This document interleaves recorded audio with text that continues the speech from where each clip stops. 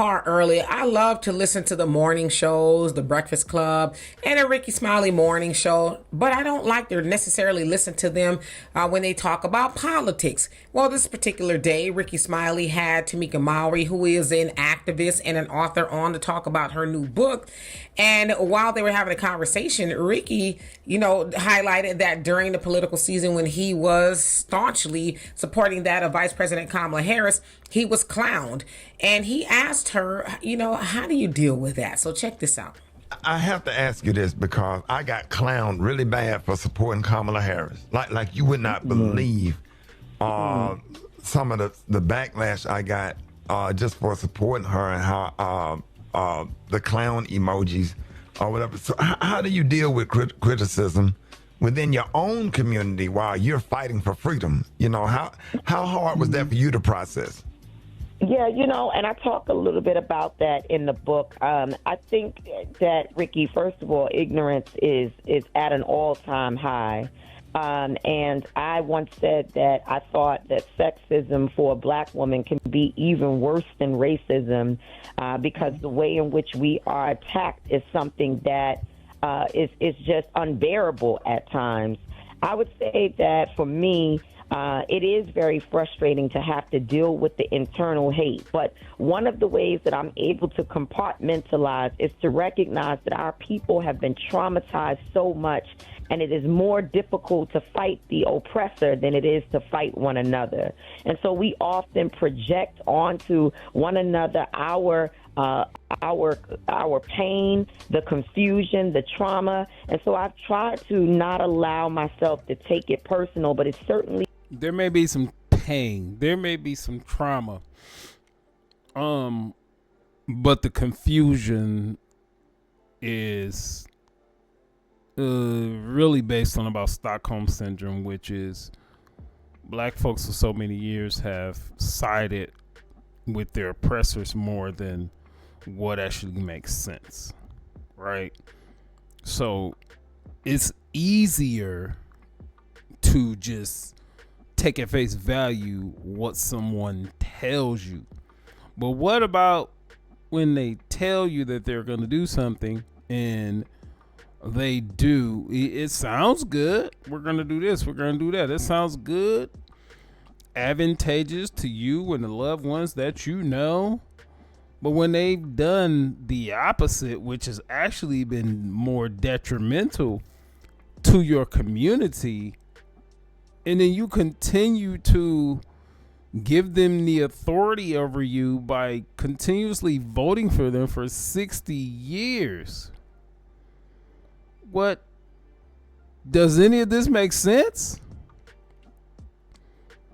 Because you march and you say you want these things, they hear you. They see you. You say you want this and you want that. But what they do is they have conditioned you to a point to where if you just see someone that looks like you, that's in a perceived position of power, they have conditioned you to just accept that. No. For 60-some years, that has not worked. Going on 70 years at this point. That has not worked. How many times do you have to be punched in the face to know you're in a boxing match? How many times? 60 years worth of boxing matches? Yes, you're going to get this. We're going to do a study about reparations, which the reparations bill has been there for 30-something years at this point. But no, one of your representative, which is a black, masculine, bald head lady, has brought this thing back up to do a study once again to study reparations. Do y'all see the game? Maybe you don't. These are people that you have voted for and voted for just because they look like you. If you listen to what they say, and more importantly to what they actually do, their policies are much more detrimental to you.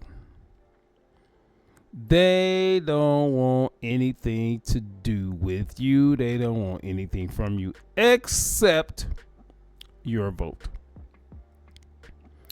And this bill that Ayanna Pressley has brought up, HR 40, has been floating around for 30-something years. It never came to a vote. It's just a study of black reparations. They throwing this in your face right now. Oh, look at the timing of when she's bringing this up. The presidency is Republican. The House, dominated by Republicans, although it's a thin margin. Senate, Republicans have that too. So here's what's going to happen. They're going to bring this thing up, keep on going. It's still not going to come to a vote. But what they're going to do is say, well, the Republicans stopped it. Already see the play. They are playing in your face, and they have been doing it for 60. Way before that. But let's just go with modern times. We'll just go with modern times. 60-some years. Just 60-some years. Just a small period of time. We can go way back and all this. I'm not going all the way back there, because then you're going to have a whole... Then we can have a whole, 5-week conversation about that. We're just going to go with just modern times. We'll say modern times is 50 to 60 years. And they've been doing the same old tactics, these Democrats. They've been doing the same old thing. And you know how Republicans play into this thing? They let the Democrats just hang themselves. No pun intended. But because the Democrats are so fixated on what they want to do as opposed to the people that they supposed to represent want them to do, Republicans be like, okay, go ahead. You want to do it? Go ahead. You want to do it? And then they end up falling flat on their face every time. And judging by what just happened in this particular election, I can't see Democrats winning anything of prominence for the next, I'm going to say at least 8, probably about the next about 16 years. I don't see them winning anything of prominence, right? So from now until at least the next 16 years, which is what I'm thinking, which is what I'm predicting. Oh, they're going to be boohoo, crying. They're going to be whining. Fear-mongering is going to go up.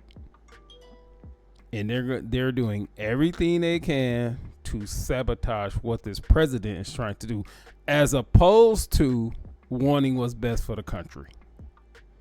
Because when the country is doing good, everybody's doing good. Yes, including you, black folks. We've already seen it if you paid attention to it.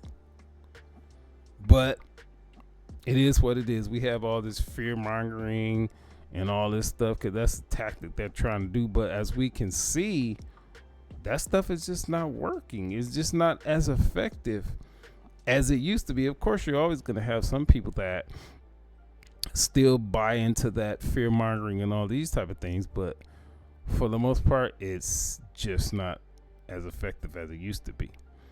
So Rickey Smiley, yeah, bro, you know what you want. You're getting paid by that same group that's with Ayanna Pressley and James Clyburn and Hakeem Jeffries and Barack Obama and Al Sharpton, and I can just go on and on. with these people that are so-called black leaders that will sell you down the river in a half of a second. So that's the end of this video. If you're on Facebook, just like this video, comment on this video, share it, please. Go to YouTube. This video will be over there. Obviously, there are a little more things that I can say on here that I can't say on there, and vice versa. So I have governed myself accordingly. Mr. Info 5000 on YouTube.